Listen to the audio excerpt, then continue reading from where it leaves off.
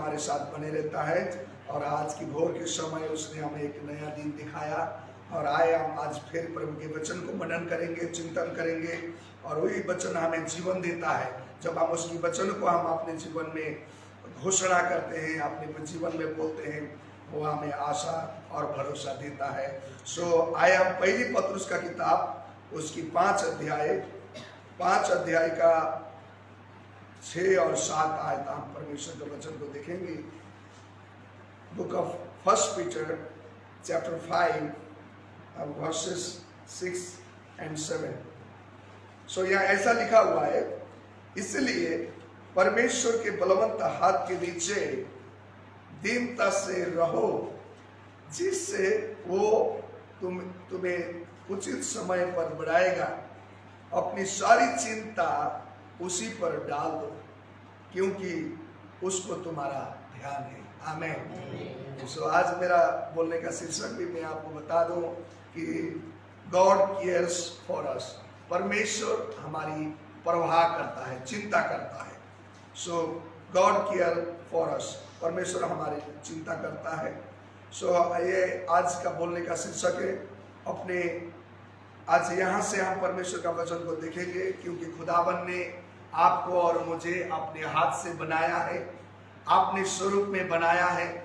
इसलिए खुदा कहता है कि मैं तुम्हारी चिंता करता हूँ, मैं तुम्हारी हालतों को, परेशानियों पर ध्यान लगाता हूँ।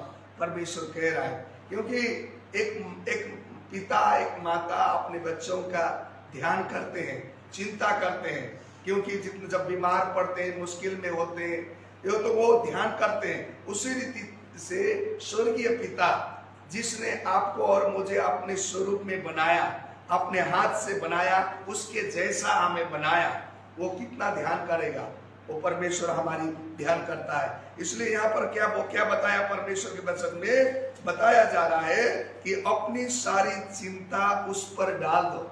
खुदा कहता है कि तुम अपनी सारी चिंताएं हैं, परेशानी है, उस पर डालना है, हमने उस पर लेके आना है। क्योंकि परमेश्वर ये कह रहा है कि अपनी परेशानियों लेकर हमें बोझ उठाकर चलना नहीं बोल रहा है, लेकिन खुदावन कह रहा है कि तुम्हारी जो बीमारी है, तुम्हारी जो चिंताएं है, तुम्हारी जो परेशानी है, मुझ पर डाल दो, खुदावन कह रहा है। और तभी खुदा कहता है कि तब उसको वो क्या करता है कि मैं तुम्हारा ध्यान करूंगा। परमेश्वर के वचन में लिखा हुआ है। परमेश्वर के वचन में हम जब देखें वचन संहिता की किताब उसकी 55 का 22 आयत में भी परमेश्वर कहता है कि अपनी सारी बोझ को, चिंताओं को मुझ पर डाल दो। परमेश्वर का वचन में यहाँ लिखा हुआ है। सो मैं तुम्हारा ध्यान करूंगा। यहोवा तुम्हारा ध्यान करने वाला परमेश्वर है। मैं आपके बीच में पढ़ दूं, यहाँ परमेश्वर के वचन में साफ साफ रीति से बताया गया, अपना बोझ यहोवा पर डाल दे, वो तुझे संभालेगा। और लिखा है वो धर्मियों को कभी भी टलना नहीं देगा। आमीन। धर्मियों को कभी भी टलना नहीं। आप धर्मी है, मैं धर्मी हूं।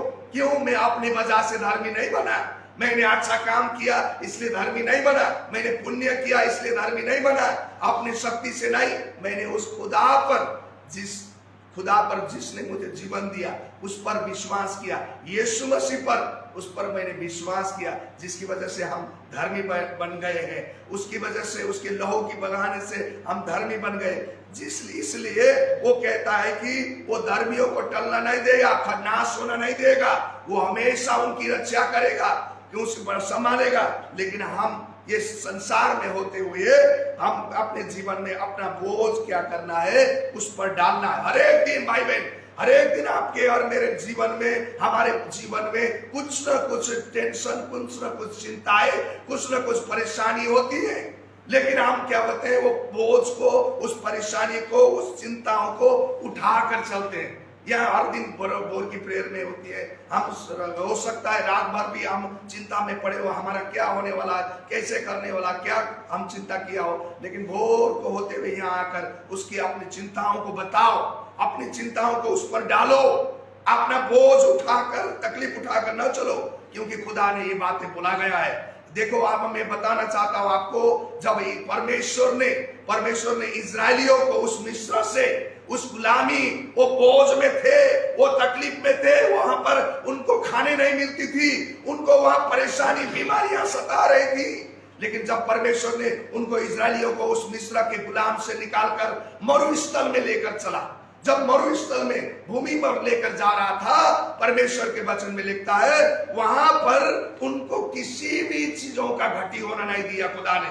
उन लोगों ने उस पर चिंता करने लगे, वो अपना चिंता तो था, परमेश्वर कहता है कि उनका ध्यान करने वाला खुदा ने किसी भी चीजों का घटी कमजोर होना नहीं दिया। हम देखेंगे व्यवस्था की किताब में, परमेश्वर का वचन में लिखा, व्यवस्था विवरण उसकी 29 अध्याय का 4 और 6 आयत में लिखा, जब परमेश्वर ने इजरायलियों को उस मिस्र देश से निकालकर उस मरुस्थल में लेकर चला, 40 साल, एक दिन की बात नहीं है, 40 साल तक खुदा ने उनकी सारी जरूरतें पूरा करने लगा। परमेश्वर ने उनकी सारी आवश्यकताएं पूरा किया 40 साल तक खुदा ने। पर आप कल्पना कीजिए कि इजरायली वो जब मरुस्थल में उस उजाड़ स्थान में होकर जा रहे थे, वहां पर उनको कोई बीमारी भी छू नहीं पाया। कोई बीमारी, आपको बताओ 40 साल तक बीमारी आती थी, उनसे चले जाते, महामारी बेदियां आती थी, उनको छू नहीं पाया, कोई डॉक्टर का जरूरत नहीं पड़ा 40 साल तक, क्योंकि उन लोगों ने परमेश्वर उनका ध्यान करता था। वचन में लिखा है, आपको व्यवस्था किताब 7 का 15 में आप जब देखे, यहोवा तुझसे सब प्रकार की बीमारियों से दूर रखेगा। सब प्रकार की बीमारी, हमारी ये समस्या है, बीमारी आएगी शरीर में, लेकिन हम उस बीमारियों को खुदा के चरणों में लेकर नहीं आते, उसको नहीं डालते हैं बोझ को। हमें डॉक्टर की जरूरत नहीं पड़ी उन लोगों ने। ये क्या कोई झूठा बात बोल रहा है? मैं यहाँ का कोई कहानी सुना रहा हूं आपको? नहीं, सच बात है।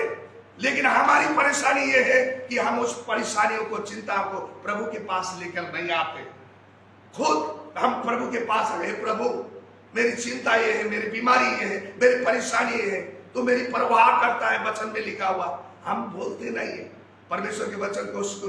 परमेश्वर के वचन में लिखा, आओ उसके पास में, उसके सिंहासन के पास में आओ, अपनी चिंताओं को लेकर, अपने बोझ को लेकर। हिब्रू का किताब 4 का 16 आयत में लिखा हुआ, परमेश्वर बोल रहा है, बुला रहा है। परमेश्वर कहता है अपनी बोझ को, अपनी चिंताओं को मुझ पर डाल दे, मैं तुम्हारा ध्यान करूंगा, मैं तुम्हें विश्राम दूंगा। परमेश्वर के वचन में बता रहा है, भाई बहन बोल रहा है। लेकिन जब तक हम बोझ उठाकर जाएंगे और उस पर डालने की कोशिश नहीं करेंगे, कहां से हम फिर आजाद हो जाएंगे?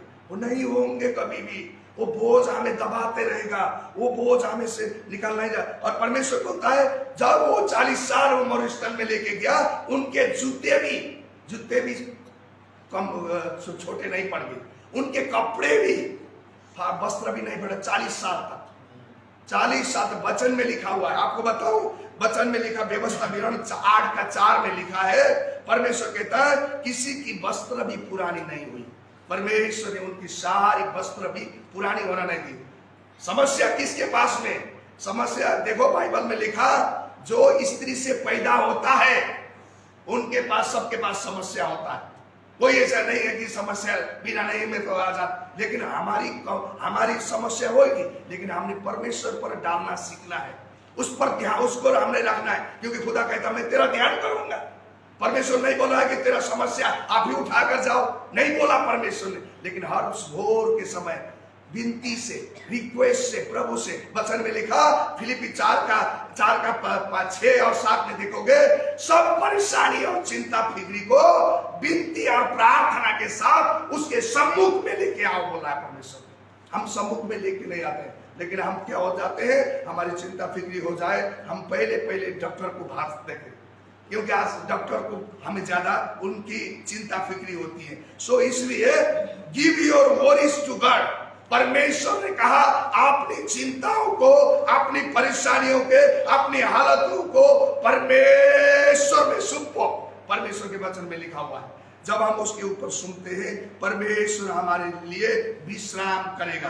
परमेश्वर का वचन में लिखा हुआ है। परमेश्वर के वचन में मत्ती का 11 का 8 सबको आता है, सबको बोलते हैं हम लोग। मत्ती का 11 का 8 में आप भी जानो, यहाँ लिखा है, और घर पर जब सुबह उठते हो ये बात बहुत घोषणा करो कि परमेश्वर क्या है, अपनी चिंताओं को, अपनी बोझ को मुझ पर डाल दे, मैं तेरा ध्यान करूंगा, मैं तुझे विश्राम दूंगा। इतना बात जानो, प्रभु बोल रहा है अपनी चिंताओं को हमने परमेश्वर पर डालना है। तब परमेश्वर क्या कहता है, मैं तुम्हें विश्राम दूंगा, मैं तुम्हें शांति दूंगा, मैं तुम्हें आशीष,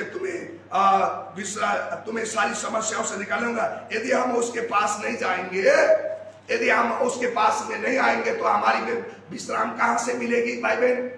कहीं से नहीं मिलेगी।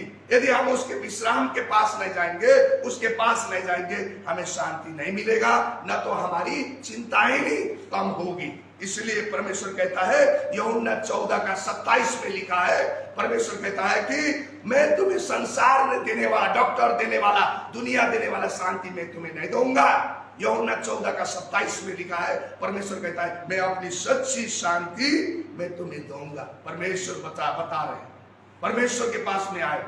जो डॉक्टर चंगाई देता है वो उसको चंगाई में नहीं दूंगा, लोग देने वाले शांति में नहीं दूंगा, संसार देने वाले शांति नहीं, जो धन पैसा से तुम्हें शांति मिलती है वो शांति मैं नहीं दूंगा, लेकिन मैं तुम्हें अनंत का शांति दूंगा, अनंत की छुटकारा दूंगा। परमेश्वर के वचन में ये बातें बताई गई, लिखा है उसकी शांति संसार के शांति की तुलना नहीं कर सकते हैं। संसार देने वाले खुशी उसके साथ हम तुलना नहीं कर सकते हैं। इसलिए भाई बहन अपने आप को क्या करना है, परमेश्वर के पास में देना है, क्योंकि he is our strong tower, वो हमारा मजबूत खंबा है, वो हमारा शरण स्थान परमेश्वर है, वही के ऊपर अपना भरोसा लगाए रहेंगे। परमेश्वर कहता है कि परमेश्वर वचन में लिखा है, यीशु मसीह कहते हैं मैं अपने बच्चों को, अपने भेड़ों को किसी को नष्ट होना नहीं दूंगा। जो दुष्ट आज घूम रहा है आपके आसपास में, जो अनेक महामारी लेके आ रहा है, बीमारी लेके आ रहा है, तकलीफ लेके आ रहा है, परिवार परेशानी लेके आ रहा है,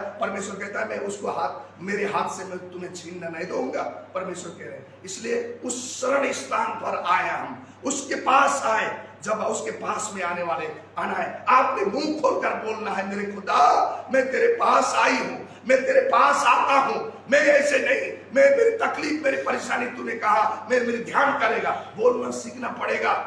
नहीं तो आप मैं बोलूंगा कभी भी हमारी चिंता दुख कम ही नहीं होगा यदि आप मैं उसके पास नहीं आते हैं। इसलिए परमेश्वर बोल रहा है, बुला रहा है, मेरे बेटे मेरी बेटी आजा मेरे पास, मैं तेरी चिंता ध्यान करता हूं, तेरा ख्याल करता हूं। परमेश्वर बुला रहा है भाई बहन, आप उसके पास में आना है। प्रभु के वचन में ये बातें लिखा हुआ है, मत्ती 10:28 में लिखा, तेरी एक बाल भी सफेद चिट्टा नहीं होगी। मैं तेरा ध्यान करता हूँ, ये तेरे बाल को भी, कि तेरे परमेश्वर ये बाल का एक चिट्टा होना नहीं देता है, ये सफेद होना नहीं देता है। ये हमारी शरीर को क्या वो ध्यान नहीं करेगा। और एक क्या 2 कौड़ी में जो मिलती है, जो चिड़िया मिलती है, उनकी तो वो रक्षा करता है। हम तो उसके बनाया हुआ बच्चे हैं, क्या हमें वो नाश करेगा? नहीं भाई बहन नहीं। लेकिन समस्या ये है, हम अपनी चिंताओं को अपने पास रखना चाहते हैं, अपने दूसरों को देना चाहते हैं, डॉक्टरों के, प्रभु के पास नहीं। लेकिन इसकी वजह से हम मार खा रहे हैं, इसकी वजह से हमारी सुधार नहीं हो रही है, इसकी वजह से हमारी चेंज बदलाव नहीं हो रही है। हमने खुदा के पास अपनी समस्या रखना है। क्यों हुए खुदा, क्यों आया खुदा हमारे लिए? अपने चिंताओं को बताने के लिए, अपनी परेशानी उसके पास लेकर आना है। आपने विनती प्रार्थना करके खुदा के पास आना, अपने खुद।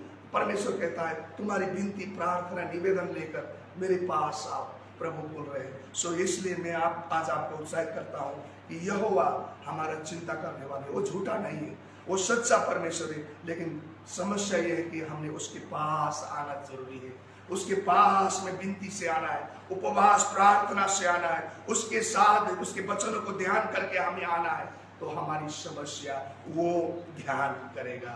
ये आज का वचन है, इस वचन के जरिए से परमेश्वर आप सबको आशीष दे। आमीन। आए हम आगे के समय हम प्रार्थना में जाएंगे और हम मिलकर प्रार्थना